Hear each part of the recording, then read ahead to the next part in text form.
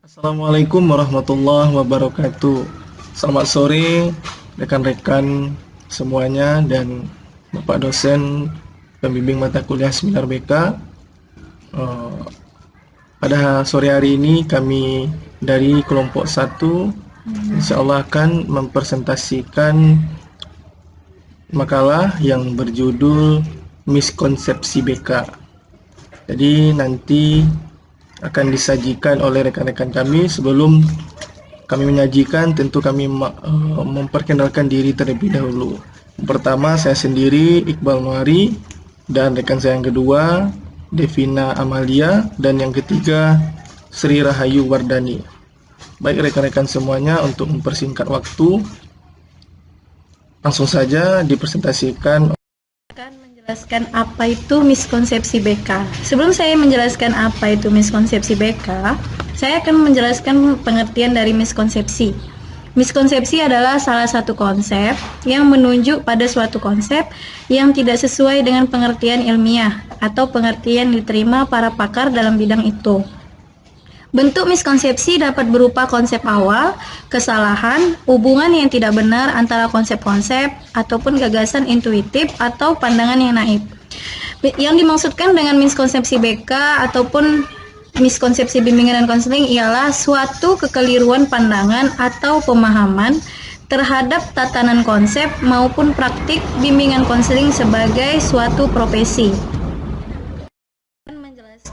Faktor penyebab terjadinya miskonsepsi bimbingan dan konseling.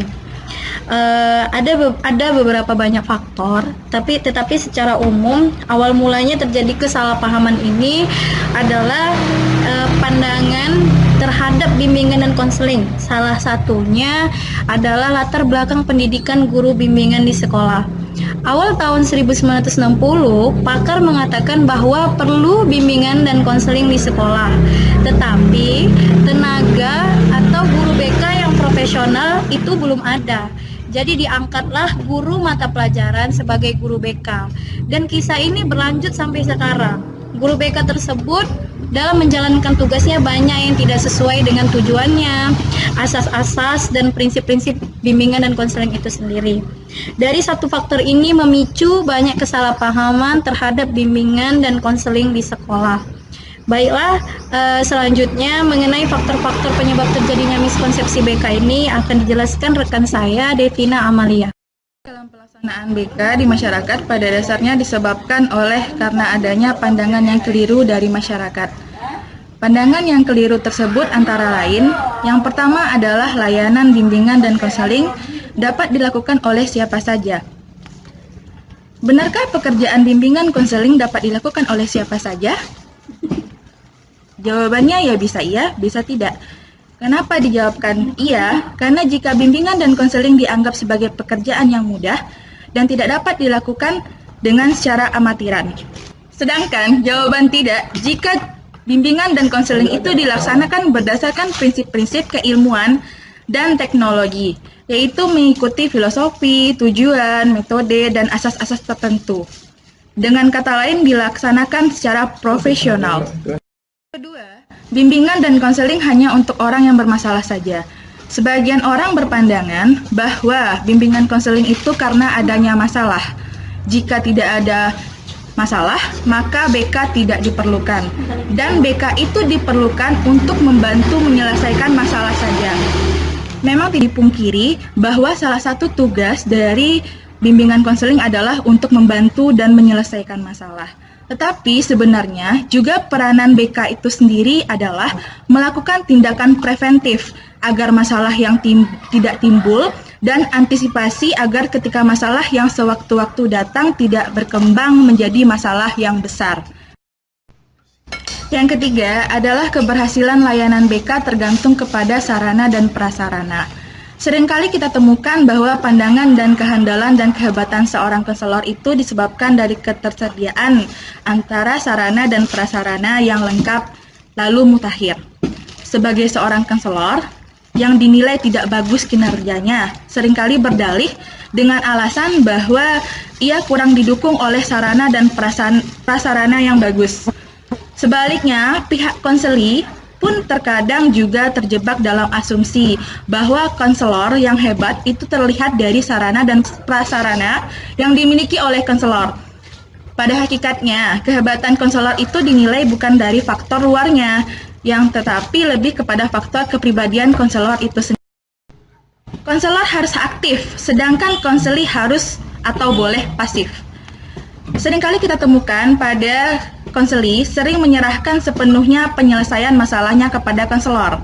Mereka menganggap bahwa memang itulah kewajiban atau pekerjaan konselor. Terlebih lagi jika dalam pelayanan BK tersebut konseli harus membayar.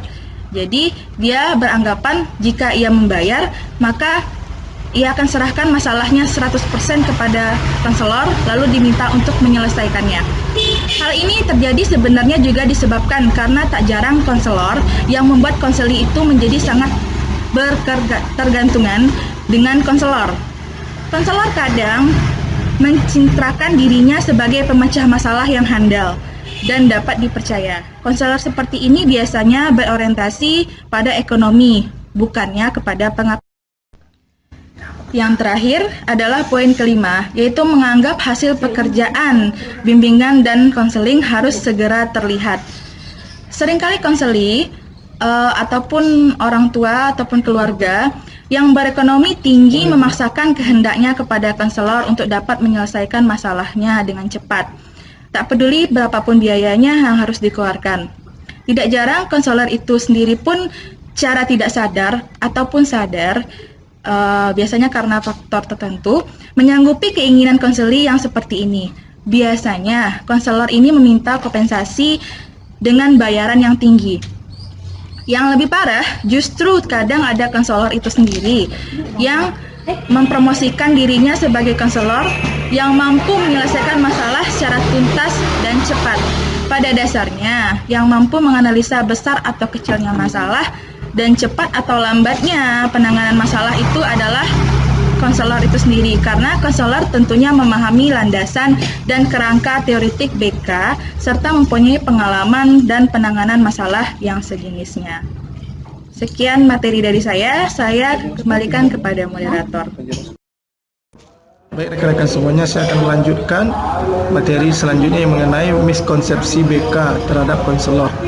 Yang pertama yaitu menyamakan pekerjaan bimbingan dan konseling dengan pekerjaan dokter dan psikiater. Dalam hal ini memang terdapat persamaan antara pekerjaan bimbingan dan konseling dengan pekerjaan dokter dan psikiater, yaitu sama-sama menginginkan konseli ataupun pasien terbebas dari penderitaan yang dialaminya dengan berbagai teknik yang telah teruji sesuai dengan masing-masing bidang pelayanannya, baik dalam mengungkap masalah klien ataupun pasien, mendiagnosis dan melakukan prognosis ataupun penyembuhannya. Yang kedua yaitu menyamaratakan cara pemecahan masalah bagi semua klien. Walau mungkin masalah yang dihadapi konseli ataupun klien sejenis atau sama-sama permasalahannya itu sama, tetapi tetap saja tidak bisa disamaratakan dalam penyelesaiannya. Yang ketiga yaitu bimbingan dan konseling mampu bekerja sendiri. Jadi bimbingan dan konseling mampu bekerja sendiri, sebenarnya bimbingan dan konseling ini membutuhkan bekerja sama. Seperti konselor itu membutuhkan bekerja sama dengan orang-orang yang diharapkan dapat membantu penanggulangan masalah yang sedang dihadapi oleh klien. Namun demikian, konselor tidak boleh terlalu mengharapkan bantuan ahli atau petugas lain. Sebagai tenaga profesional, konselor haruslah terlebih dahulu mampu bekerja sendiri tanpa tergantung pada ahli atau petugas lainnya.